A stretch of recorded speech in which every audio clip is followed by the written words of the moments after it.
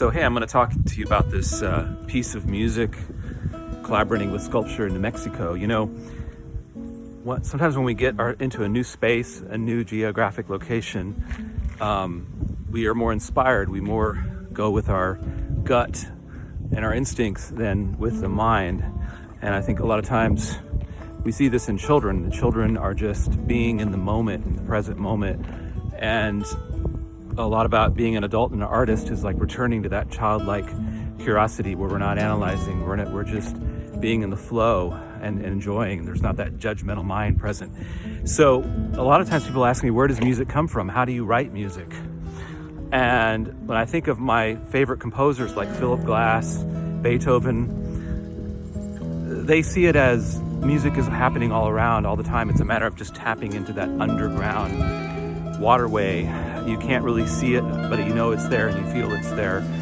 So for this video, and what I've been trying to do, for the last 4 or 5 years, is tap into that sense of like, another thing people say is, learn all your scales, practice, learn all the rules, but then forget the rules, right?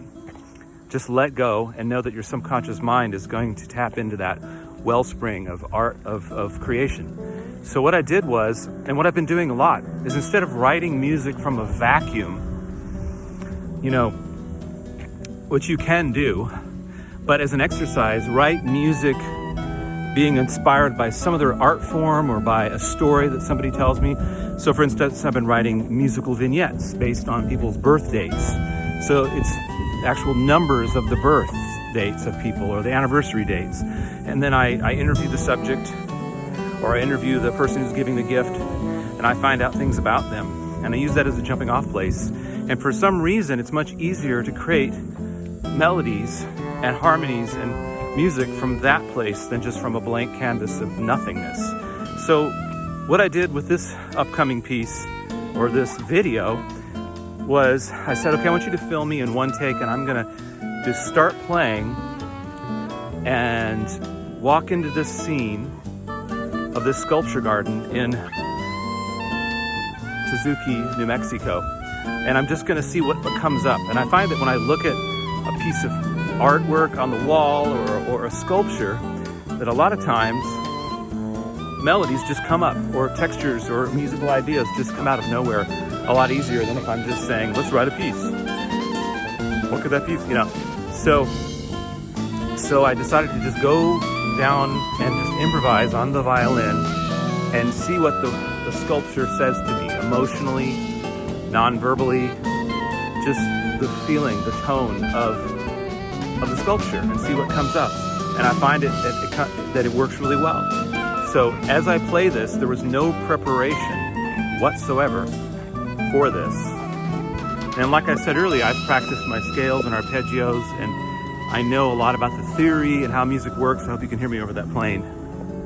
But so when I walk through here, I'm not thinking. I'm just responding to each sculpture and essentially providing a soundtrack for how that sculpture is emotionally presenting itself to me. I hope that makes sense.